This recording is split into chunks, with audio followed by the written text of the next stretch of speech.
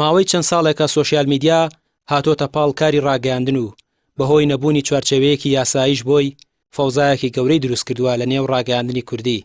هەرچەندە لە پەرلەمان خوێندنەوەی یەکەم بۆ پرۆژە یاسایەکرا تایبەت بە سۆشیال میدیا، بەڵام یاساکە هیچ ئازادیەکی تاکەکەزی تێدا جێبەجێ نەکرابوو. بە جۆرێک ئەگەر یاساکە پەسەند بکرایە دەتواندرا خەڵک لەسەر نووسینی کۆمنتێک دەستگیر بکرێت کاوا هیچ کات خواستی ڕێکخراوەکانی بواری مافی مرۆڤ و ڕێکخراوەکانی بواری بەرگری لە مافی ڕۆژنامەنووسان نەبووە.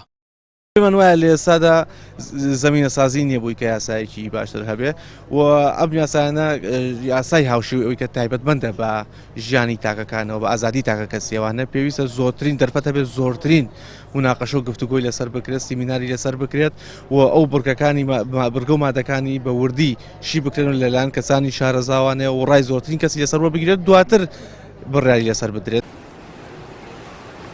سەندیکای ڕۆژنامەنووسان لەگەڵ ئەوەدا یاسایەکە بێت بۆ کۆنتڕۆڵکردنی فەوزای پیج و ئەکاونتە هەواڵیەکانی سۆشیال میدیا، بەتایبەت ئەوانەی هیچ بنچینەیەکی پیشەیان نییە و بە شێوەی سێبەر کار دەکەن.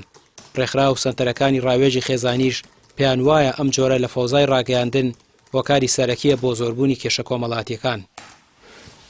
نیگەرانی لەوەی کە پرۆژه یاسایەک بە پەلە پروزیە خراوەتە پەرلەمان و خوێندنەوەیەکەمی بۆ کراوە، لەبێ ڕاستیکەنەوە بێ چاکیکەنە بێ پرۆژه یاسایە بگەین ئاستێکە شایستی ئەو بێکە هەم لە بواری ڕخنە و ڕخنەگرتن کەم نکاتەوە، هەم لە ئازادی ڕادەربڕین کەم نکاتەوە، بەڵام لە هەمان کاتی شایبی ژیانی سوشیال میدیا ڕێکخات، چونکە ئەم پاشاگردانی ئەم بەرەڵایی کە ئێستا هەیە، ئەم هەموو بێسەروبەرەیی کە هەیە ئەبێ ڕێکخرێتەوە. بەچی ڕێکخرێتەوە؟ بە یاسای ڕێکخرێتەوە. ئەو یاسایە بگونجێ لەگەڵ سەردەمی ئێستا ئێمەیە. کۆنتڕۆڵیش ناکرێت لەبەر ئەوەی ئەو کەسەی کە ئەو پەیجەی داناوە یاخود ئەو ئەکاونتەی داناوە بە فەیک دایناوە، یعنی دۆزینەوە هەم بۆ بەڕێوەبەرایەتی تونوتیژی هەم بۆ دادگاکان کارێکی زۆر ئەستەما لەناو بەڕێوەبەرایەتی تونوتیژی. ئێمە ڕۆژانە گرفتارین بەدەست ئەمەوە.